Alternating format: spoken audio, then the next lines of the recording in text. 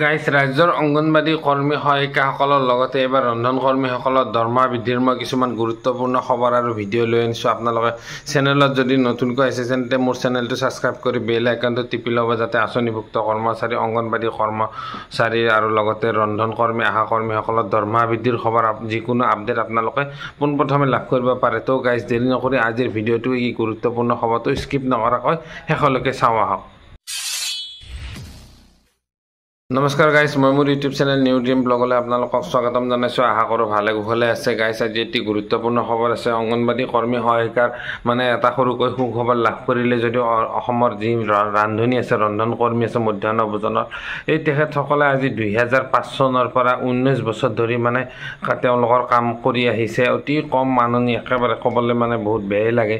1000 টকা কেন্দ্ৰীয় চৰকাৰে দিয়ে আৰু 500 টকা ৰাজ্য চৰকাৰে দিয়ে, তাকো মাহে মাহে নিদিয়ে। বছৰৰ 12 মাহত তেওঁলোকে গ্ৰীষ্ম বন্ধৰ মাহটোত আৰু ডিচেম্বৰ মাহত তেওঁলোকে পইচা নাপায়, 2 মাহৰ নাপায়, 10 মাহৰ পইচা পায়।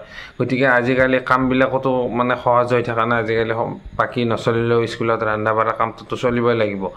এই ৰন্ধা বঢ়া কামটোৰ পৰা কোনোদিন বঞ্চিত হোৱা নাই। কিন্তু এই ৰন্ধা বঢ়া কামটো বৰ কষ্টৰ কাম আছে। এই কামটো বহুত কষ্ট কৰি তেওঁলোকে আজি কৰি যাই আছে আজি ইমান বছৰ। কিন্তু তেওঁলোকৰ এই বৰ্ধিত মূল্য বৃদ্ধি হিচাপত তেওঁলোকৰ মাননিটো একেবাৰে নিম্ন বুলি ক'ব লাগিব। এই 1500 টকাত মাহত তেওঁলোকৰ ঘৰ সংসাৰ এখন চলিব নেকি? আপোনালোকে কমেণ্ট কৰি জনাওকচোন বাৰু। জানিব পৰা মতে গাইজ 22 আগষ্টৰ পৰা ৰন্ধন কৰ্মীসকলে জংগী আন্দোলন কৰিব, যিহেতু তেওঁলোকৰ মাননীতি একেবাৰে কম হৈছে। চৰকাৰে তেওঁলোকৰ ফালে কোনো ধৰণৰ সঁহাৰি দিয়া নাই। তেওঁলোকৰ এই 1500 টকাৰে ঘৰটো নচলে। তেওঁলোকৰ মাননীতি মিনিমাম 5000 টকালৈ তেওঁলোকে দাবী কৰিছে। 5000 টকাটো লাগিবই, আজিৰ দিনত ঘৰ এখনটো নচলে। 5000 টকাটো বহুত কম হয়, তথাপিও তেওঁলোকে 5000 টকা এটা বিচাৰিছে। চৰকাৰে এইটো অলপ চালি জাৰি চাই তেওঁলোকৰ যি চৰকাৰৰ আগন্তুক বাজেট অধিৱেশন আছে, অসমৰ যি বাজেট অধিৱেশন আছে, এই অধিৱেশনত এই ঘোষণা কৰিব লাগে আঁচনিভুক্ত কৰ্মচাৰী, ৰন্ধন কৰ্মী, আশা কৰ্মী আৰু লগতে এই অংগনবাদী কৰ্মী সহায়িকাসকলৰ দৰমহাটো বৃদ্ধি হোৱা নাই। তেওঁলোকৰো দৰমহাটো বৃদ্ধি কৰিব লাগে, যিহেতু ইতিমধ্যে তেওঁলোকক এককালীন সাহায্য, ৰিটায়াৰমেণ্টৰ আৰু লগতে মডেল কেন্দ্ৰ এইবিলাকৰ কথা ঘোষণা কৰিছে যদিও দৰমহাটো ঘোষণা কৰা নাই। গতিকে এই বাজেটত চৰকাৰে অতি শীঘ্ৰে এই আঁচনিভুক্ত কৰ্মচাৰীসকলৰ ফালে চাই সোনকালে দৰমহাটো বৃদ্ধি কৰে যেন চৰকাৰলৈ মোৰ এই চেনেলৰ তৰফৰ পৰা বিশেষ অনুৰোধ। আৰু মই আপোনালোকক এটি ভিডিঅ' দেখুৱাইছোঁ। এই ভিডিঅ'টো চাই চাওক শেষলৈকে। কি ক'লে এই ৰন্ধন কৰ্মীসকলৰ এখন সভা অনুষ্ঠিত কৰা হৈছিলে, তেওঁলোকে কি দাবী ৰাখিছে, এইটো চাওকচোন বাৰু আপোনালোকে ভিডিঅ'টো শেষলৈকে। যিটো চৰকাৰৰ লগত আমাৰ দাবীটো, এইটো আমি দীৰ্ঘদিনীয়া দাবী যে 5000লৈ মাননি বৃদ্ধি কৰিব লাগে বুলি আমি এইটো দাবী কৰি আছো। প্ৰত্যেক বিধানসভা চলাৰ সময়তে আমি এইটো সচলত আন্দোলনৰ আগতে লাষ্ট গেটত কৰিছিলো। এতিয়া লাষ্ট গেটৰ পৰা সচলত যেতিয়া আন্দোলন হ'ব, এতিয়া 22 তাৰিখে যিটো বিধানসভা চলিব, এই বিধানসভাৰ 22 তাৰিখৰ প্ৰথম দিনাখনে সচলত আন্দোলন হ'ব। আমাৰ দাবী হ'ল এই যে 2005 চনৰ পৰা ৰন্ধন কৰ্মচাৰীসকলে কাম কৰি আছে, আজি 19 বছৰ ধৰি সিহঁতৰ দৰমহা একদম কোনো বৃদ্ধি হোৱা নাই। মাত্ৰ 500 টকা ৰাজ্যিক চৰকাৰে 2021 বৃদ্ধি কৰিছিলে 500 টকা। এই 500 টকা আৰু কেন্দ্ৰ চৰকাৰ দিয়া 1000 টকা, এই 1000 আৰু 500 টকা 1500 টকা, এই 1500 টকা মিলাই পেলাই কণ্টিনিউ সিহঁতে প্ৰত্যেক মাহে নিয়মীয়াকৈ দিয়াৰ এটা সিদ্ধান্ত গ্ৰহণ কৰিছিলে চৰকাৰে।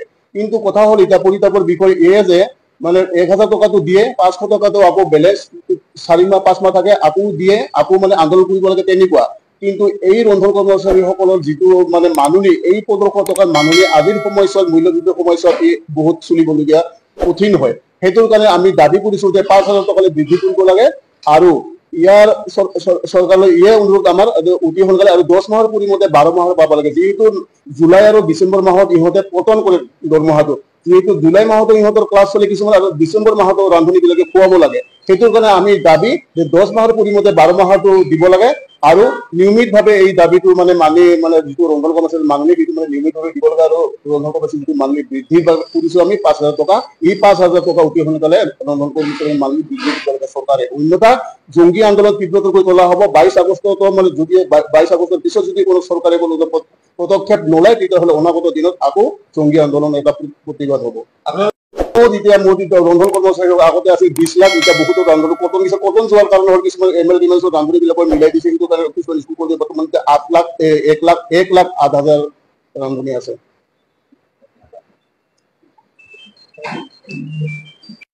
এতিয়া মোৰ ৰন্ধন কৰ্মচাৰী আগতে আছিল 20 লাখ এতিয়া বহুতো ৰান্ধনি কটন যোৱাৰ কাৰণে কিছুমান এমএলএ ৰান্ধনিবিলাকৰ মিলাই দিছে কিন্তু কিছুমান স্কুল কলেজে বৰ্তমান 1 লাখ 8,000 ৰান্ধনি আছে ভিডিঅ'টো মই ইমানতে সমাপ্ত কৰিছোঁ যদি ভিডিঅ'টো ভাল লাগিছে তেন্তে লাইক কমেণ্ট কৰক আৰু ভিডিঅ'সমূহ লগৰ বান্ধৱীসমূহক ইনফৰমেশ্যনটো শ্বেয়াৰ কৰিবলৈ নাপাহৰিব আৰু গাইজ ভাল ভিডিঅ' মই আপোনালোকৰ মাজত লৈ আনিব চেষ্টা কৰিম তেতিয়ালৈকে চাই থাকক মোৰ এই নিউ ড্ৰিম ব্লগ চেনেলটো গতিকে আজিলৈ ইমানতে বাই